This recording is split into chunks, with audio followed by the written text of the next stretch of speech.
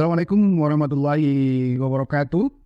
Halo teman-teman, jumpa lagi dengan saya di channel Ustaz Panjang.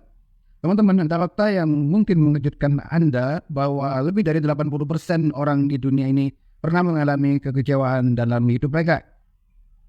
Gila bukan? Kekecewaan bisa terjadi di mana saja, di bidang keuangan, di bidang teknologi, pengembangan teknologi, atau bahkan dalam hal mendapatkan mobil impian yang kita dambakan.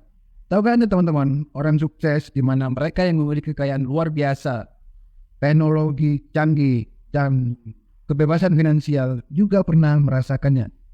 Jadi dalam video kali ini kawan-kawan, kita akan membahas bagaimana mengatasi kekecewaan, khususnya yang berkaitan dengan keuangan dari impian besar.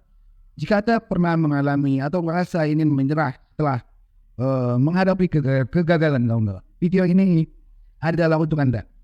Jangan kemana-mana, simak sampai akhir karena saya akan membagikan strategi yang insya Allah terbukti ampuh untuk bangkit dari kegagalan dan meraih kekayaan, stabilitas keuangan, dan makan mobil mewah impian Anda.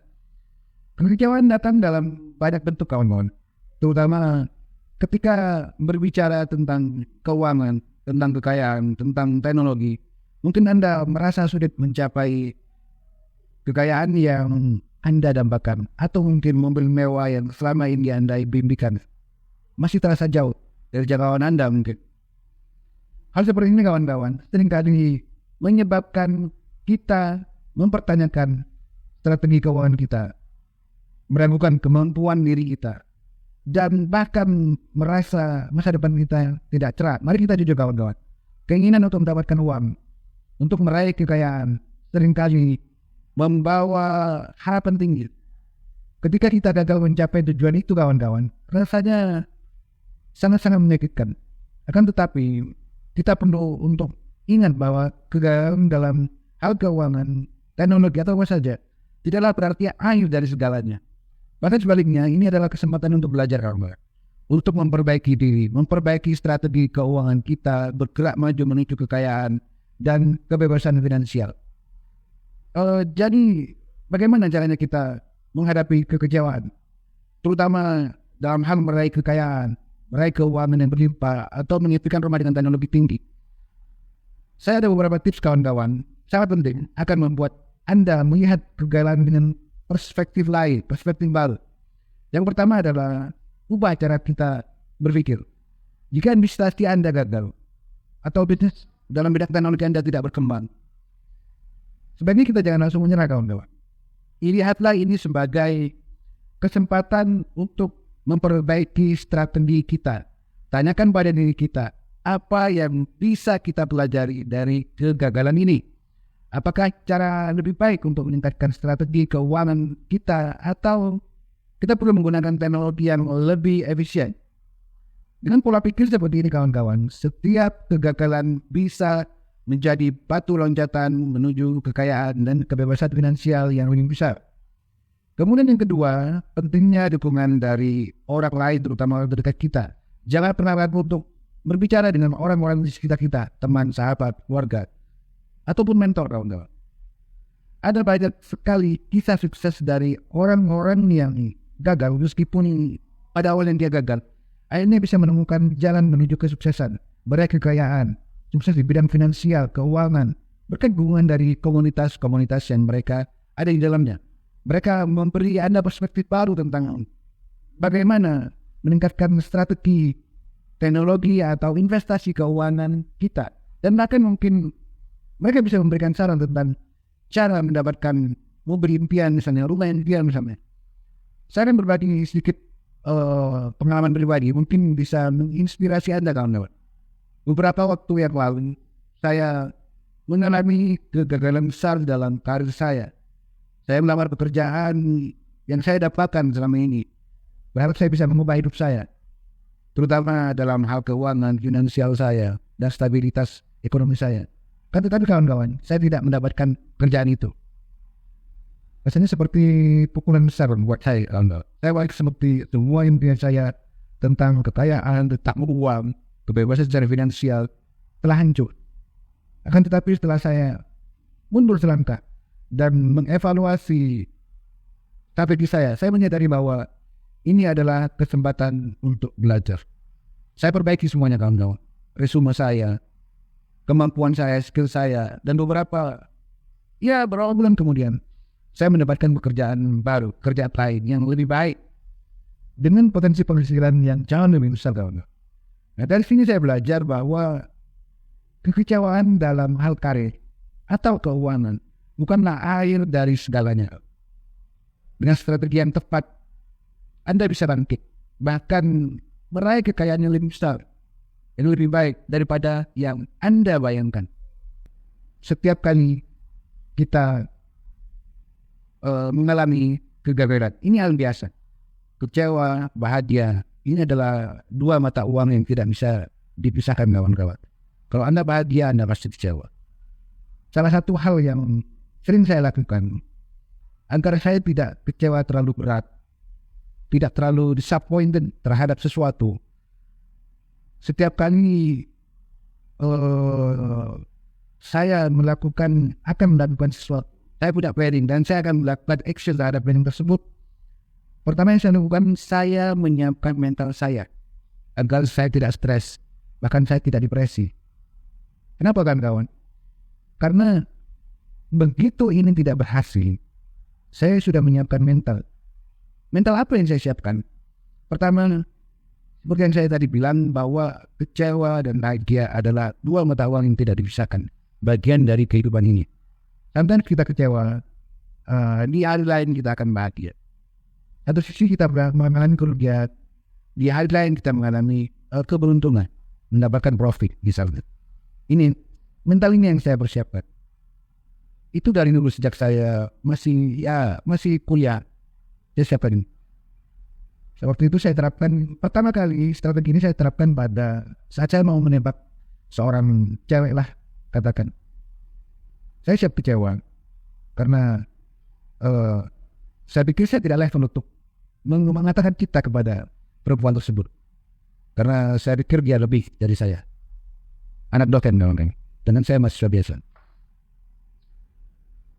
Karena saya sangat senang dengan perempuan tersebut, saya mencoba mengutarakan perasaan saya. Tapi saya sudah mempersiapkan mental saya untuk kecewa karena ditolak. Apa yang terjadi, dan hal itu benar-benar terjadi kawan. Saya ditolak. Yang menolak anaknya, bukan bapaknya dan bukan ibu. Karena bapak dan ibunya menyerahkan sama anaknya. Tetapi saya tidak begitu kecewa kawan. Kenapa? Karena saya sudah menyiapkan mental saya. Berarti ini adalah waktu yang tidak tepat untuk mengutarakan perasaan saya kepada perempuan tersebut. Kenapa? Karena saya adalah seorang mahasiswa yang belum punya penghasilan. Ya wajar, perempuan mana yang mau punya lelaki yang tidak punya penghasilan. Begitu. Dan hal ini masih berlaku sampai sekarang kawan-kawan. Perempuan mana yang pengen punya suami kere? Perempuan mana yang pengen punya suami tidak punya penghasilan? Saya kira ini wajar lah. Jadi mulai saya mengevaluasi diri bahwa belum saatnya waktu saya kuliah, belum saatnya untuk saya nembak lah. Sampai akhirnya kekecewaan itu tidak terlalu saya rasakan. Karena sudah saya menyiapkan mental saya. Yang pertama, Anda harus berani untuk gagal agar kita bergerak. Kalau kita tahu gagal, kita tidak akan bergerak.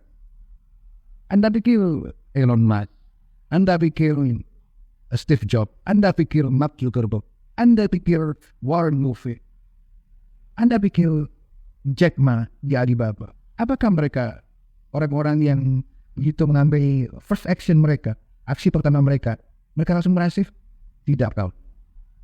Anda pasti kenal dengan yang namanya Colonel Sanders, pendiri KFC, berhasil di usia 86 tahun. Bahkan dia sempat mau bunuh diri, bahkan dia ditinggalkan oleh istrinya, dicerai istrinya, karena dia selalu gagal dan gagal. Dia baru berhasil di usia 86 tahun. Dan kita lihat sendiri, KFC berdiri sampai sekarang, walaupun yang punya sudah meninggal. Tentu saya tidak ingin mengatakan bahwa kita perlu berhasil di usia 86 tahun. Tidak. Ini menunjukkan bahwa betapa tingginya Colonel Sanders. Orang-orang yang berhasil di usia senjanya. kita bisa berkaca dengan Om Bob Sadino. Gagal, tapi akhirnya bagaimana keberhasilan Kemchik kawan-kawan. Mungkin Anda yang tinggal di lingkungan Kemang tidak tahu bagaimana Kemchik. Mungkin tidak semua orang tahu apa itu Kemchik, supermarket organik. Banyak hal yang, ya salah satunya penulis Harry Potter, J.K. Rowling, yang sekian kali ditolak oleh para penerbit, dan akhirnya dia menghasilkan tulisan-tulisan yang fenomenal, terutama di Harry Potter kawan-kawan. Kenapa? Ini adalah buah dari kegigihan. Tidak hanya gigi, tapi perlu kesabaran. Kita tidak perlu buru-buru kawan-kawan. Kita tidak perlu buru-buru. Apa yang bukan menjadi hak kita hari ini tidak akan pernah sampai ke kita kawan-kawan. Pernahkah ada cerita lagi bahwa saya punya teman, waktu itu dia adalah seorang sales ori, sales mobil lah, istilahnya spare part mobil. Sales spare part mobil. Waktu itu saya ketemu di Masjid Raya Bintaro di Tangerang Selatan. Orang dulu bilang Jaksel, tapi sebenarnya Tangerang Selatan. Waktu saya ketemu dia cerita, dari mana mas? Dari jualan pak. Oh jualan. Jualan apa? Jualan oli. Dia cerita bahwa dia sudah dari siang keluar, dari pagi tepat. Dia keluar mulai dari dia sisir itu ya. Mulai dia berangkat dari Bintaro, dia langsung ke Serpong, membawa kendaraannya di bengkel-bengkel Serpong. Kemudian dari Serpong BSD Awan Sutra, dia lalu ke arah Depok. Dari Depok dia ke Bogor. Kemudian dari Bogor dia langsung lewat ke daerah Cikeas, untuk teman-teman kenal. Dari Cikeas dia kemudian ke Grand Wisata itu, kemudian ke Cibubur. Kemudian sampai sore dia lewat ke mana, Radio Dalam, Pendaria, segala macam, sampai ke Bintaro kembali. Tidak ada selling atau no sell, nol penghasilan, tidak ada terjual sama sekali. Begitu nyampe di Asar, begitu nyampe Asar, dia sholat Asar katanya di Masjid An-Nasr waktu itu, di bilangan sektor 7 ya, Bintaro, sektor berapa? Sektor 5 kalau nggak salah ya. Di Bintaro itu di daerah kampus Stan, ya sholat Asar. Dia ketemu sama temannya. Temannya ini punya bengkel, dan bengkel itu dia membutuhkan oli banyak, sekitar 50 kartonan, salah satu merek oli. Dan kebetulan teman saya menjual merek itu. Dan boom, the end of the day dia closing, big closing. Gitu. Ceritanya sama saya, dia sambil berbinar-binar cerita sama saya, bahwa dia tidak menyangka dari pagi, dia tidak selling sama sekali.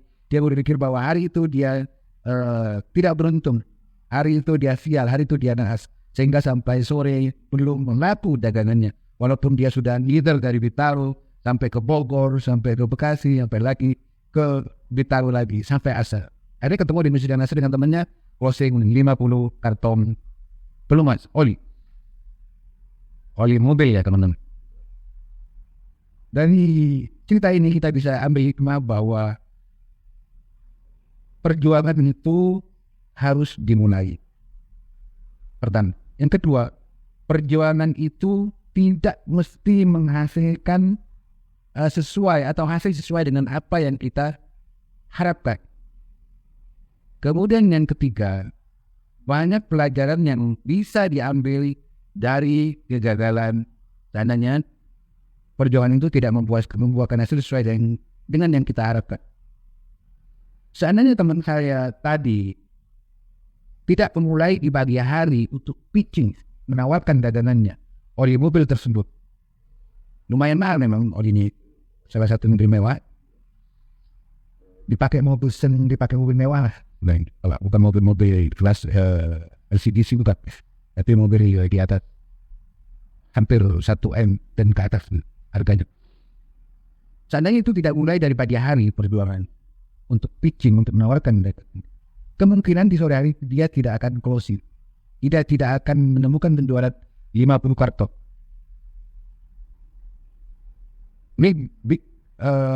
Big sales, penjualan besar kata teman saya. Karena selama ini dalam sehari itu maksimal 5 karton. Dengan menginterin daerah yang sama. Karena begitu ketatnya persaingan di Jabodetabek, kawan-kawan. Yang kedua, pentingnya kita memiliki kesabaran. Karena apa? Allah menguji kesabaran kita, apakah kita akan tetap terus berjuang dengan konsisten. Sambil kita berdoa. Betul. Ya, teman saya ini, saya pikir orangnya taat. Setiap adzan dia selalu mampir masjid untuk sholat. Dan dia tidak pernah istilahnya ngomongnya ke saya itu, dia tidak pernah keluar dari rumah tanpa berwudu. Setiap kentut, setiap kencing dia selalu berwudu habis itu. Setiap buang air besar, buang air kecil dia selalu berwudu. Hampir selalu berwudu. Mungkin seperti itu yang saya tangkap. Orangnya begitu taat. Ini yang perlu kita ambil pelajaran dari kisah teman saya ini, bahwa perlunya kita memiliki kesabaran karena Allah menguji kita. Sesabar apa kita? Apakah kita sabar ataukah tidak? Kalau kesabaran kita punya, insya Allah kita akan diberi. Nah, kesabaran ini fungsinya kawan-kawan menunggu kapan kita diberi. Bisa hari ini, bisa besok, bisa lusa, bisa bulan depan, bisa tahun depan, bisa 2 bulan lagi, atau bisa 5 tahun lagi. Jadi perlunya kita memiliki kesabaran, tidak terburu-buru. Yang kedua, konsistensi. Setiap motivator pasti akan memberikan satu kunci, satu kata kunci, yaitu konsisten. Apapun itu, di bidang apapun itu. Ya trading lah, yang pekerjaan apapun lah, yang menulis lah, apapun itu. Anda mau jadi petani, Anda mau jadi pedagang, Anda mau jadi pegawai, konsistensi itu penting. Sebab kenapa? Kita sebagai manusia, kawan-kawan, punya limitasi, punya ambang batas.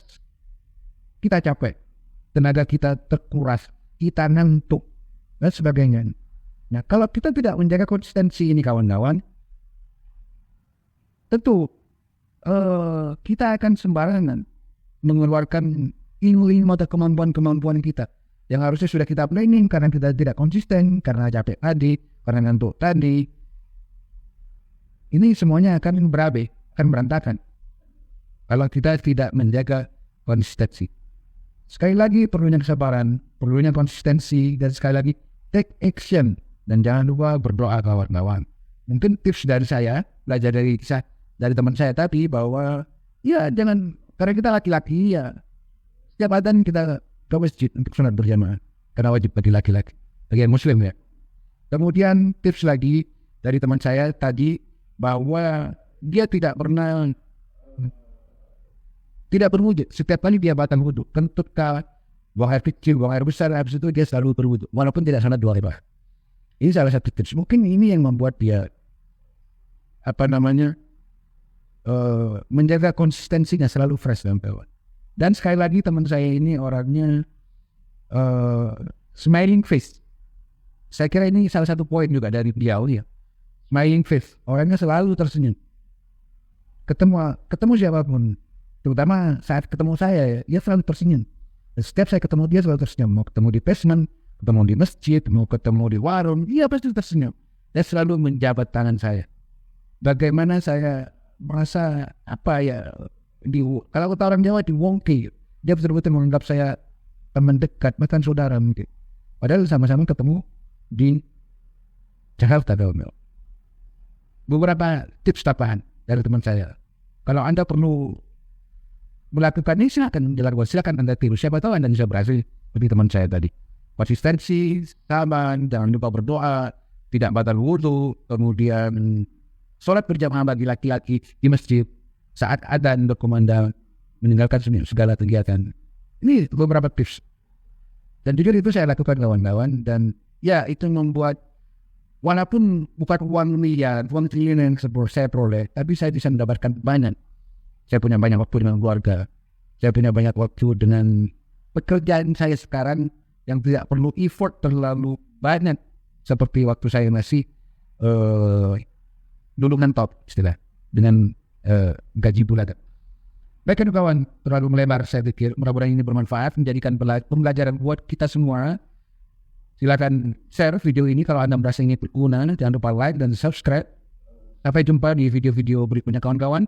Mohon maaf atas segala salah-salah kata. Wassalamualaikum warahmatullahi wabarakatuh.